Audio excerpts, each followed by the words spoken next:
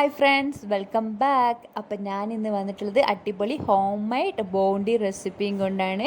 അപ്പം നമുക്ക് അതുണ്ടാക്കാൻ പാലിൻ്റെ ഒന്നും ആവശ്യമില്ല.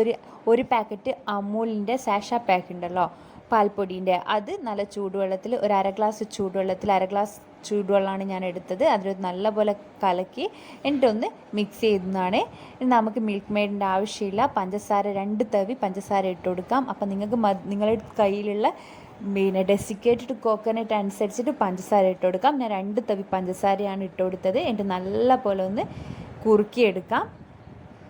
അപ്പോൾ അമൂലിൻ്റെ പാൽപ്പൊടി ഇടുമ്പോൾ നല്ല ടേസ്റ്റ് എക്സ്ട്രാ ആയിട്ട് നിൽക്കും. സാധാ പാലിനേക്കാളും ടേസ്റ്റാണ്. ഇനി നമുക്ക് ഡെസിക്കേറ്റഡ് കോക്കനട്ട് ചേർത്ത് കൊടുക്കാം. ഞാൻ 2 പാക്കറ്റ് ഡെസിക്കേറ്റഡ് കോക്കനട്ടാണ് ചേർത്ത് കൊടുത്തത്. എനിക്കൊരു 12 ബാർ 2 പാക്കറ്റിനെ കൊണ്ട് കിട്ടിയിട്ടുണ്ട്. ഇനി ഇതുപോലെ കുറുകി വരുമ്പോൾ നമുക്ക് നല്ല പോലെ ഒന്ന് ഇളക്കി കൊടുക്കാം. മീഡിയം ഫ്ലെയിമിലിട്ടിട്ട് ഇളക്കിയാൽ മതി, അല്ലെങ്കിൽ അടി പിടിക്കാൻ ചാൻസ് ഉണ്ട്.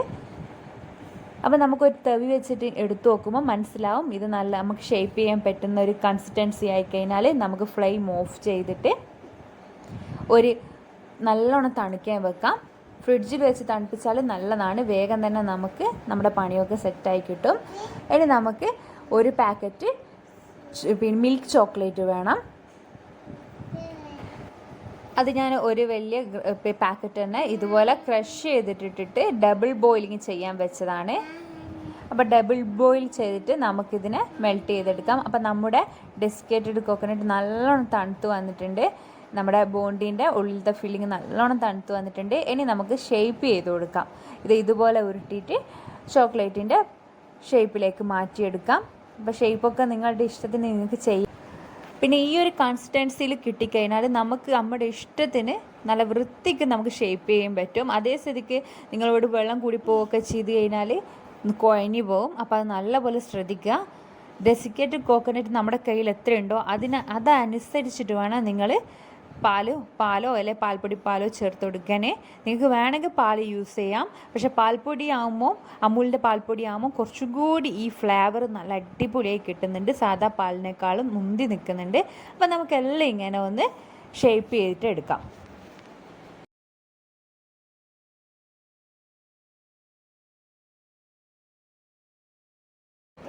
ഇനി നമ്മുടെ ചോക്ലേറ്റ് നല്ല പോലെ മെൽട്ടായി വന്നിട്ടുണ്ട്. നമുക്കിനി അത് മാറ്റി വെക്കാം. നമ്മളിത് 2 മണിക്കൂർ ഫ്രിഡ്ജിൽ വെച്ചിട്ട് നല്ല സെറ്റാക്കിയിട്ട് എടുത്തിട്ടുണ്ട്. അതിനുശേഷം മാത്രമേ നിങ്ങൾ ചൂടോടുകൂടി ചോക്ലേറ്റ് സിറപ്പിലേക്ക് ഇടാവൂ. നമ്മുടെ ചോക്ലേറ്റ് സിറപ്പ് നല്ല പെർഫെക്റ്റ് കൺസിസ്റ്റൻസി കിട്ടിയിട്ടുണ്ട്. ഇനി ചൂടോടെ തന്നെ വേഗം തന്നെ നമുക്ക് ഓരോ ചോക്ലേറ്റ് സെറ്റാക്കി എടുക്കാം. ഓരോ ഫില്ലിങ് ഇതിനകത്തിട്ടിട്ട് ചോക്ലേറ്റിൽ നല്ല പോലെ ഡിപ്പ് ചെയ്തിട്ട് എടുക്കാം. അപ്പം നമുക്ക് നല്ലോണം ഒന്ന് ഫോർക്ക് വെച്ചിട്ടൊന്ന് ടാപ്പ് ചെയ്ത് കൊടുക്കാം. അതാകുമ്പോൾ പിന്നെ എക്സ്ട്രാ ഉള്ള ചോക്ലേറ്റൊക്കെ താഴത്തേക്ക് വരും. ഇനി നമുക്ക് ഇതേപോലെ നമുക്ക് ബോണ്ടി ബാറിൻ്റെ കൂടെ ഉണ്ടാവുമല്ലോ ചെറിയൊരു ഡെക്കറേഷൻ, അത് ചെയ്ത് കൊടുക്കാം. അത് നിങ്ങളുടെ ഇഷ്ടത്തിന് ചെയ്യാം. എന്ത് ഇല്ലെങ്കിലും ഇതിന് ഒടുക്കത്തെ ടേസ്റ്റാണ്, അതിന് ഞാൻ ഗ്യാരണ്ടി.